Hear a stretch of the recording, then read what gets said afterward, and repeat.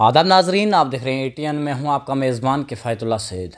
नाजरीन, आज फिर से करंट सिचुएशन जो जम्मू कश्मीर की सियासत की है उसके ऊपर नज़र डालने की कोशिश करेंगे। उसके ऊपर बात करने के लिए मेरे साथ गढ़ से माजिद अमीन शनाली साहब बातचीत करने के लिए हैं। नाजरीन, आपको हमने बहुत बार बताया भी है कि जो रिसेंटली गुलाम नबी आज़ाद साहब ने कांग्रेस से इस्तीफ़ा दिया, उसके बाद उनके ऊपर जो कांग्रेस की तरफ से फायरिंग होना शुरू हो गई थी। कांग्रेस की तरफ से चाहे वो JM मीर साहब हो, चाहे वकार रसूल वानी साहब हो, चाहे कोई भी रमन बल्ला साहब हो, कोई भी हो, उनकी तरफ से जो है बयानात आने शुरू हो गए। कश्मीर के वो पत्थर आने शुरू हो गए। उसी के ऊपर जो है आज JM मीर साहब ने एक बयान दिया हुआ है। उस बयान के ऊपर जो है आज बातचीत मैं करूंगा माजिद अमीन शनाली साहब से कि आखिरकार इनका क्या सोच विचार है और बात ये किस मुद्दे पर जो है क्या पूरी नज़रिया है। माजिद साहब, सबसे पहले आपका बहुत बहुत शुक्रिया, आपने टाइम दिया। जी, अस्सलाम वालेकुम। आपका भी शुक्रिया। माजिद साहब, जानना चाहूँगा जो JM मीर का नया बयान आया है कांग्रेस की तरफ से आज़ाद के ऊपर, आज़ाद ग्रुप के ऊपर, क्या कहना चाहेंगे आप? जी, अस्सलाम वालेकुम। सबसे बड़ी बात यह है कि कांग्रेस पार्टी का वजूद इस वक्त जम्मू कश्मीर में, अगर आप यही न पैमाना लेके चलते हैं ना जम्मू कश्मीर का, इस वक्त ये पार्टी यतीम हो चुकी है। इस पार्टी के पास न तो कोई लाए अमल है, न तो इनके पास कोई लीडरशिप बची है, न इनके पास फील्ड में कहीं वर्कर हैं। इसलिए इस पार्टी के जो अब बचे खुचे जो ना लीडर्स हैं, वो इस वक्त ख़ुद को न तन्हा महसूस कर रहे हैं। उनके पास लोगों का आना जाना बिल्कुल बंद हो चुका है। जो उनके पास कुछ लोग थे वो भी भाग चुके हैं। कुछ इस फिराक में हैं कि वहाँ से वो कब निकलें, लेकिन उनको पकड़ने वाला, उनको सामने वाला इस वक्त सियासी न पार्टियों के अंदर कोई नहीं मिल रहा है। अब ये उनकी खाली एक फ्रस्ट्रेशन है, हद दर्जा इस लेवल तक है कि आज की डेट में ऐसे लीडर्स जिनका नाम लेना, देखिए सियासत में कुछ मजबूरियां हुआ करती हैं। बिल्कुल।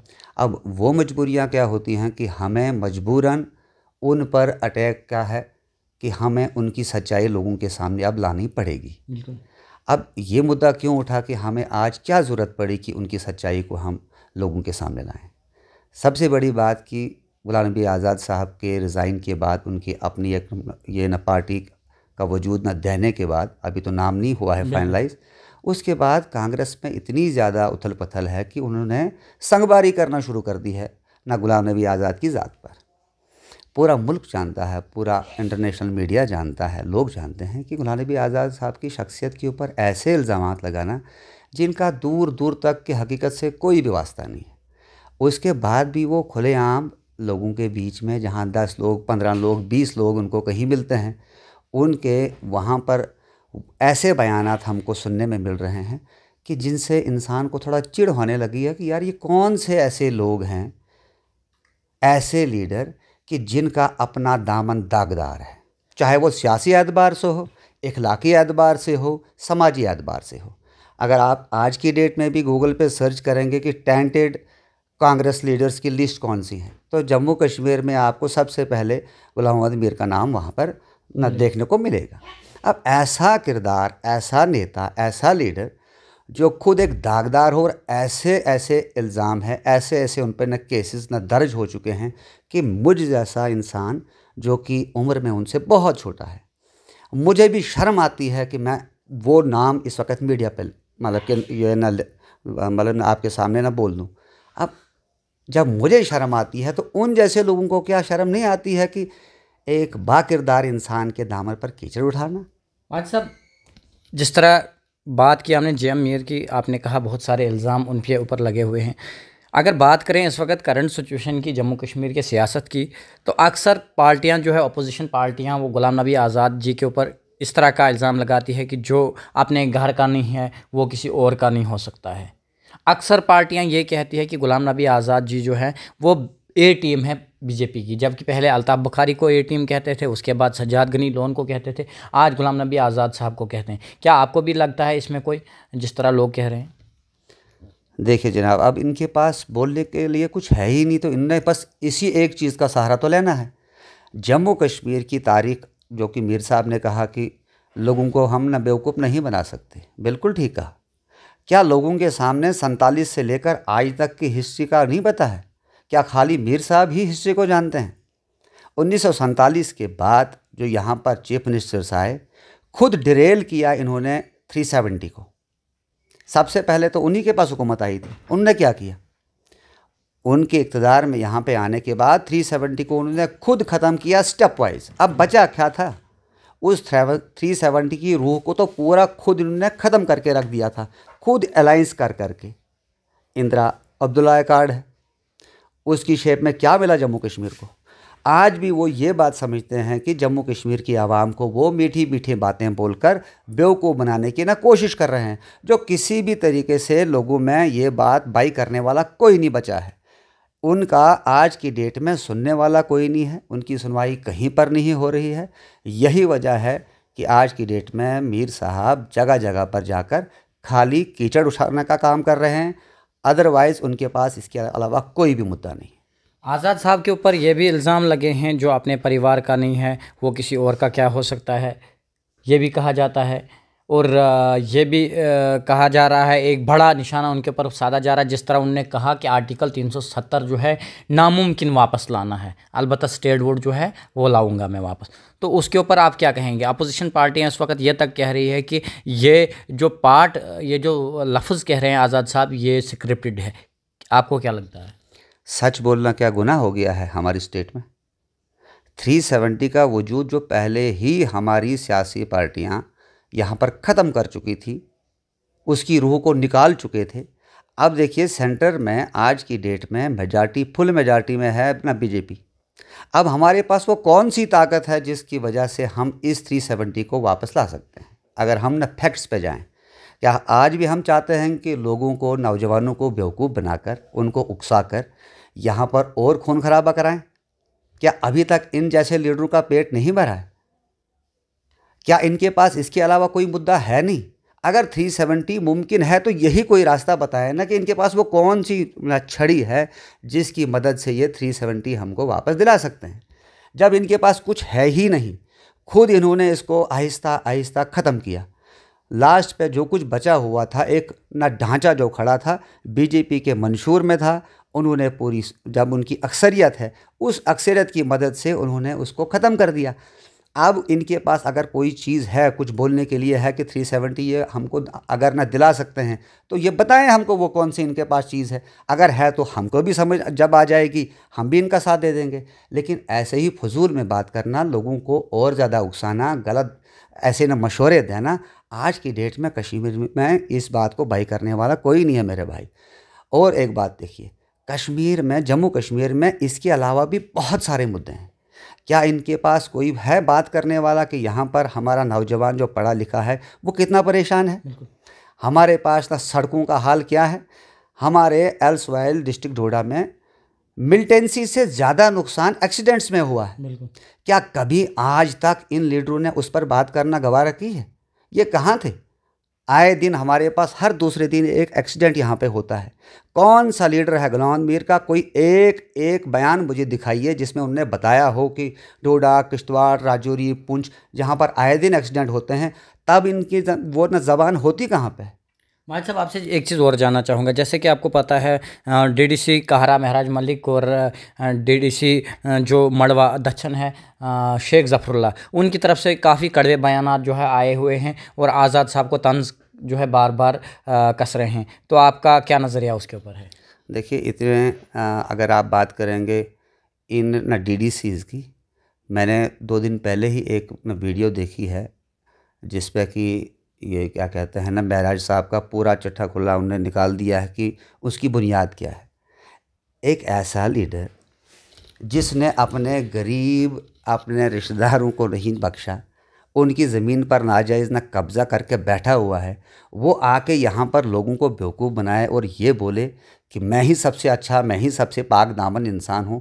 पहले उसको चाहिए कि अपने घर में जो बिखरी हुई चीज़ों है उनको थोड़ा वो न समेट ले। पहले वो अपने घर को आर्डर में लाए, जो उनका बुनियादी घर है, अपना वजूद जो मतलब वो ना जहाँ से ना जुड़े हैं, पहले वो उसको समेट लें। उसके बाद वो लोगों में आए तो कुछ बोलने की कोशिश करें। यही बात उस ना जो ना शेख ना मुजफ्फर की शायद आपने बात की, शेख मुजफ्फर। हाँ, तो देखिए उसकी उम्र अभी 25-30 साल होगी। इस उम्र में खून बहुत तेज़ भागता है। जम्मू कश्मीर के मसले पर 370 के मसले पर अरविंद केजरीवाल का क्या रुख रहा है? आम आदमी पार्टी ने किस पार्टी का साथ दिया था?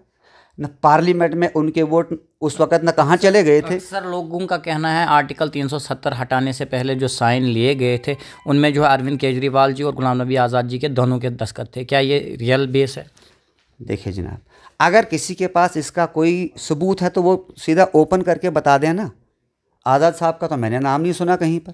आज़ाद साहब वाहिद ऐसी शख्सियत थी कि जिन्होंने 5 अगस्त के फैसले के बाद सबसे ज़बरदस्त और ज़ोरदार अंदाज में इस हमारे न केस को वहाँ पर न प्लेज किया। अदरवाइज़ ये बाकी नेता जो आज की डेट में बहुत ज़्यादा न उछलते हैं, ये थे कहाँ पे उस वक़्त? क्या इनके पास मीडिया नहीं था? क्या इनके पास कोई भी फोरम नहीं था? खाली आज़ाद साहब की ऐसी आवाज़ थी जो उस वक़्त लोगों ने सुनी, और लोगों को आज तक याद है। जम्मू कश्मीर की आवाम जानती है कि उस वक़्त वाहिद एक मर्द मुजाहिद था जिसने पार्लियामेंट में उस वक़्त 1 से 1.5 घंटा स्पीच की और सब हैरान खाली न सुनते रह गए उस वक़्त। किश्तवाड़ से प्यारेलाल जी की एक बाइट सामने आई जिसमें उन्होंने कुछ बयानात दिए आज़ाद साहब के ख़िलाफ़। आपने उसके ऊपर फिर रिप्लाई दिया, जो हमने देखा जम्मू से शायद आपने रिप्लाई दिया। वो क्या था पूरा मसला, थोड़ा सा बताइए। देखिए अब क्या है कि न कांग्रेस पार्टी के पास न तो बोलने के लिए कुछ है, न और न यहाँ पे न लोगों में, अगर वो आएँ तो वो आएँ कैसे जब उनके पास। मैं कांग्रेस पार्टी को इतना चैलेंज करता हूँ कि वो किश्तवाड़, भद्रवाह, डोडा, बाहला, राजौरी, पुंछ में कहीं पर 1000 लोगों को तो जमा कर लें, फिर जाकर वहाँ पर कुछ बोलें। जब उनको ऐसी कोई चीज़ उनके पास नहीं बची है, अब खाली उनने एक ही काम लिया है, अपने वर्कर्स को जो जहाँ पर है वो खाली इस काम में लगे हुए हैं कि आज़ाद साहब की ज़ात पे वो सुबह शाम एक बाइट देते रहते हैं। इसके अलावा उनके पास कोई भी काम नहीं बचा है। सुनने में आया है कश्मीर में आज़ाद साहब का जलसा था, उसमें 30,000 से ज़ायद लोग थे, और अक्सर बाज़ पार्टियाँ ये कहती है कि उनको जमा कर करके लिया जाता है। क्या कश्मीर में ये मुमकिन है कि जमा करके लोगों को लाया जा सकता है, फिर कहीं जलसा किया जा सकता है? अब देखिए, लोग तो जमा करके ही आ जाते हैं, कहीं ना कहीं से तो लोग ही आते हैं ना। कश्मीर में हमने देखा है कि पिछले 20 या 30 सालों में कहीं 5,000 का जलसा नहीं हुआ होगा। अब अगर कोई शख्सियत कहीं पे जाती है, वहाँ पर 30,000 लोग वो एक ही जगह से तो नहीं ना आएंगे। कोई एक गांव से कहना है दूसरी तीसरी कॉन्स्टिट्यूंसी से लाते हैं, जैसे अपोजिशन पार्टी। ये भी मुमकिन है कि हर कॉन्स्टिट्यूंसी से 100 लोग भी आए होंगे। वो क्यों ना आए अपने लीडर को देखने के लिए, ताकि कश्मीर में आज़ाद साहब ने मखसूस 2 या 3 जगहों पे प्रोग्राम किया। अब जो बाकी लोग थे, अगर वहाँ से भी 10 लोग 20 लोग वहाँ पर आ जाते हैं तो उससे 30,000 लोग जमा नहीं हो जाते। शुक्र है कि कश्मीर जैसी जगह पर कहीं पर 25 या 30,000 का मजमा इकट्ठा होता है। उसके बाद वो लोग आज़ाद साहब की शख्सियत को देखने के लिए नहीं आते हैं। उनने उनको बहुत देख लिया है मीडिया पर, लेकिन वो उनको सुनने आए थे कि एक ऐसा लीडर जिसने हमारे लिए 370 पर पार्लियामेंट में आवाज़ उठाई है, उस लीडर को वो सामने देखकर सुनना चाहते थे, महसूस करना चाहते थे। एक साइड से 30,000 लोगों का आना, दूसरी साइड से लोगों का ये कहना कि आज़ाद का कोई कश्मीर में कोई वजूद ही नहीं है। इससे क्या लगता है आपको? अगर आज़ाद साहब का कश्मीर में कोई वजूद नहीं है तो वहाँ पर जो बैठे हुए मीर साहब वगैरह हैं, तो उनके पेट में इतने ज़्यादा मरोड़ क्यों पैदा हो रहे हैं? ज़रा सोचिए ना इस बात के कि आखिर क्या वजह है कि उनमें क्या खलबली मची हुई है। यही तो एक आपके पास ना पैमाना होना चाहिए कि कश्मीर वैली में भी बहुत ज़्यादा उथल पथल है। वक्त के साथ साथ ये चीज़ें सामने आती रहेंगी, लोग और जुड़ते जाएंगे, लेकिन वो लोग जो कि जिनका किरदार दागदार है, उनको ये मालूम है कि हम जैसे लीडर्स को आगे बाई करने वाला कोई नहीं है। आपको क्या लगता है आपकी पार्टी, जो आज़ाद साहब की पार्टी है, कितनी सीटें ले पाएगी जम्मू कश्मीर में? मेरा लास्ट सवाल आपसे ये रहेगा। देखो, हकीकत पे मबनी इंसान का ना तज्जिया होना चाहिए। जहाँ तक मुझे लगता है कि आज की डेट में सियासत तो दिन ब दिन अपना रंग तो बदलती रहती है। आज की डेट में कम से कम हमारे पास 25 से 30 सीटों का ये ना होना चाहिए टारगेट। देखो ना, जम्मू डिवीज़न में एक सवाल मैं करना चाहता हूँ उन लीडर्स के साथ जो ये बात करते हैं कि हम या आज़ाद साहब की पार्टी बी पार्टी है ना, मतलब ये ना बीजेपी की। तो जम्मू डिवीज़न में सबसे ज़्यादा हमारा ना पैर ना जमा हुआ है। तो सबसे ज़्यादा तो यहीं पे लॉस हो रहा है ना बीजेपी का। पूरा डिस्ट्रिक्ट डोडा, राजौरी, पुंछ, उधमपुर, जम्मू, यहीं से तो ना सीटें ली थी न, मतलब यहाँ पे ना बीजेपी ने। अब जब हमारी पार्टी यहाँ पर पूरा पैर न जमाए हुए है, ज़्यादा मेहनत करने की हमको यहाँ पर ज़रूरत है ही नहीं। आपने डोडा की बात की, आपने मरमत की बात नहीं की। क्या आपको लगता है मरमत की सीट खतरे में है? नहीं नहीं नहीं, डोडा मैं मानता हूँ, डोडा ए और बी दोनों को, डोडा ईस्ट और वेस्ट को, डिस्ट्रिक्ट डोडा को मैं बात कर रहा हूँ। मैं ना मतलब न बड़े पैमाने पे बात कर रहा हूँ कि डोडा हो, किश्तवाड़ हो, रामबन हो, इसमें ईस्ट भी आता है, वेस्ट भी आता है। यहाँ पूरे इलाके से इंशाल्लाह बीजेपी का भी सफाया होगा और कांग्रेस को यहाँ पर अपने लिए कोई अच्छा न कैंडिडेट ढूंढना नामुमकिन है। मुझे कोई एक नाम बताइए कि कांग्रेस से जुड़ा हुआ जम्मू डिवीज़न में रमन भल्ला के अलावा जिसको ये अपना फेस बता सके। इनके पास तो कोई है ही नहीं। क्या लगता है आपको, किसके साथ टक्कर होगी आज़ाद साहब की पार्टी की डोडा में? सीधा ना बीजेपी के साथ। बीजेपी के साथ? हाँ, सिर्फ और सिर्फ हमारा मुकाबला अगर है तो जम्मू डिवीज़न में हमारा मुकाबला यहाँ पे ना बीजेपी के साथ होगा, तो कश्मीर में हमारा मुकाबला अगर होगा तो एनसी के साथ हो सकता है। बिल्कुल। लास्ट पे क्या कहना चाहेंगे? लास्ट पे मैं खाली ये बात आपसे न कहना चाहता हूँ कि हमारी सियासत का पैमाना इतना भी नीचे आना चाहिए कि दागदार, जिनके दामन पर 100 किस्म के दाग लगे हों, ऐसे लीडर अगर आज़ाद साहब की शख्सियत पर उंगली उठाने लग जाएं तो ये बहुत तक घटियापन है उन लीडर्स का। और कम से कम वो सुनने वाले जो वहाँ पर बैठे होते हैं, मैं हैरान हूँ कि उनमें से कोई आवाज़ नहीं उठी कि जो उनको इतना बोल देते कि भाई साहब 2006 का एक स्कैंडल हुआ था, उसमें किन किन लोगों के नाम थे, वो कैसे फिर वहाँ से हटाए गए थे। तो उनको जायज़ा लेना चाहिए। हम नहीं चाहते हैं कि किसी के न किरदार कुशी करें, लेकिन सच बयान करना किरदार कुशी नहीं हुआ करती, वो हकीकत हुआ करती। बहुत बहुत शुक्रिया माजिद साहब। नाजरीन, मेरे साथ थे माजिद अमीन शिनाली जी, जो कि घाट के रहने वाले हैं, आज़ाद साहब की पार्टी में पार्टिसिपेट कर रहे हैं। आगे जो है आज़ाद साहब का जो मैनिफेस्टो है उसको आगे पहुंचाने की कोशिश करते हैं और अक्सर उन लोगों को जवाब देने की कोशिश करते हैं जो आज़ाद साहब को या आज़ाद साहब के किसी भी लॉयलिस्ट को जो है टारगेट करने की कोशिश करते हैं।